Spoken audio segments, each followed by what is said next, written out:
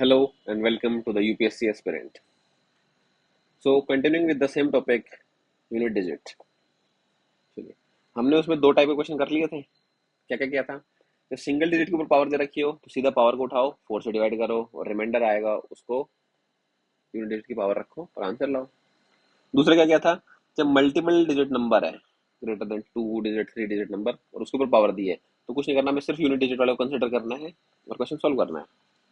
ठीक है, अब आते हैं टाइप 3 ऑफ क्वेश्चंस पे। क्या है ये? अब इसमें देखो वही क्वेश्चन कॉन्सेप्ट लगेगा सेम। क्या क्या? जैसे 3 डिजिट नंबर दिया हुआ है और उसमें एडिशन पूछा गया है, तो क्या करेंगे? हम पावर सिर्फ यूनिट डिजिट पर लगाएंगे, वही चीज है सेम। तो 121 का हमें कुछ नहीं करना, हमें इनको हटाओ, तो ये क्या हो जाएगा? 1 की पावर 21, 121 सॉरी, 2 की पावर 122, 3 की पावर 123, इनको रखो, लिखो नीचे। तो 1 की पावर 121, 2 की पावर 122, 3 की पावर 123। ठीक है। अब क्या करेंगे? 121 को 4 से डिवाइड करो, 122 को 4 से डिवाइड करो, 123 को 4 से डिवाइड करो, रिमाइंडर क्या बचेगा? 1 2 3। तो वही पावर हो जाएगी, 1 की पावर 1, 2 की पावर 2, 3 की पावर 3। तो 1 की पावर 1 में क्या आएगा? 1, 2 की पावर 2 में 4, 3 की पावर 3 में क्या आएगा? 3 इंटू 3 इंटू 3 27।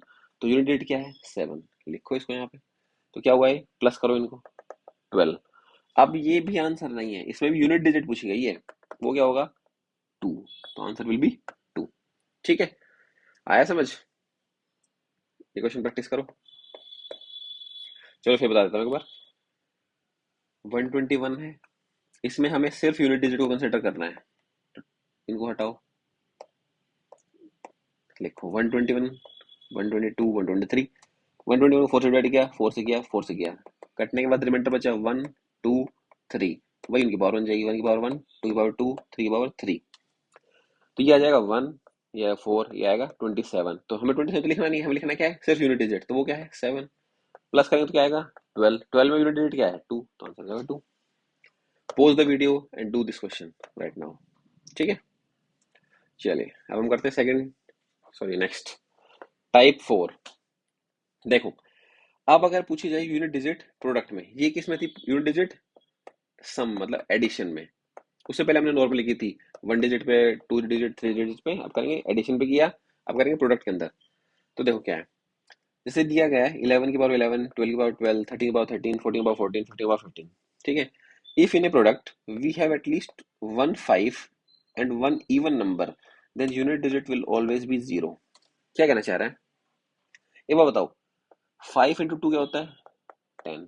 5 इंटू 4 क्या होता है? 20। 5 इंटू 6 क्या होता है? 30। 5 इंटू 8 40।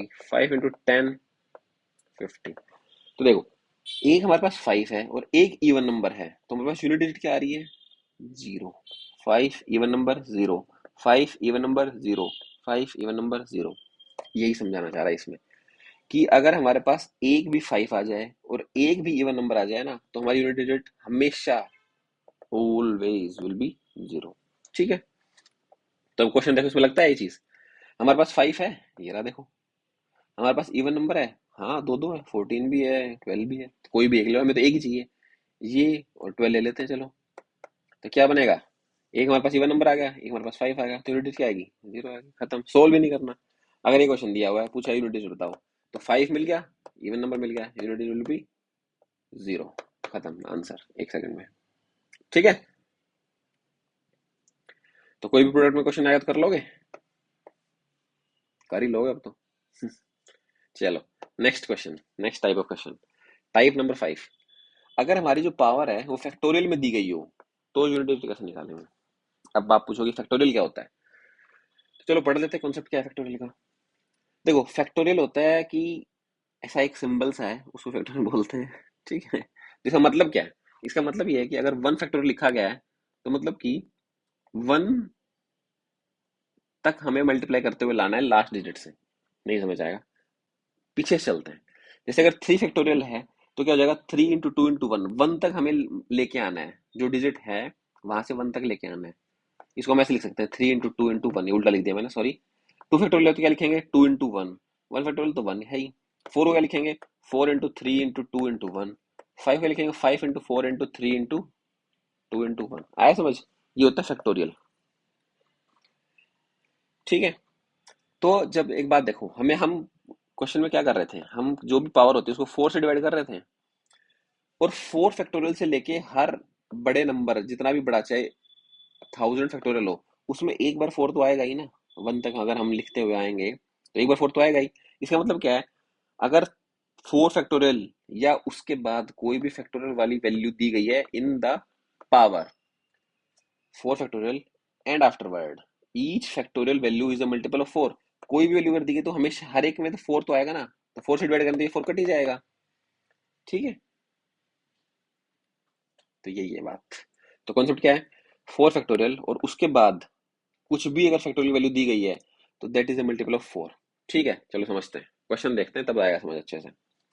अगर मान लो 7 की पावर 1 फैक्टोरियल दिया गया है और पूछो यूनिट डिजिट बताओ, तो 7 की पावर 1 फैक्टोरियल कैसे लिखेंगे, 1, तो 7 की पावर 1 क्या हो जाएगा 7। ठीक है, 7 की पावर 2 फैक्टोरियल दिया गया है, तो 7 को 2 फैक्टोरियल कैसे लिखेंगे, 1 इंटू 2, तो 7 की पावर क्या हो जाएगा 2, 49, तो यूनिट डिजिट क्या हो जाएगी 9। अब मान लो 7 की पावर 17 फैक्टोरियल दिया गया है, तो क्या करोगे, अब 17 फैक्टोरियल है, उसमें क्या आएगा 17 इंटू 16 इंटू 15 14 13 12 11 आके आके इंटू 4 इंटू 3 इंटू 2 इंटू 1, तो एक बार 4 आया ना। इसका मतलब क्या है कि ये वैल्यू जो है ये 4 का कुछ मल्टीपल है, तो इसको हम 4x लिख सकते हैं। सॉरी,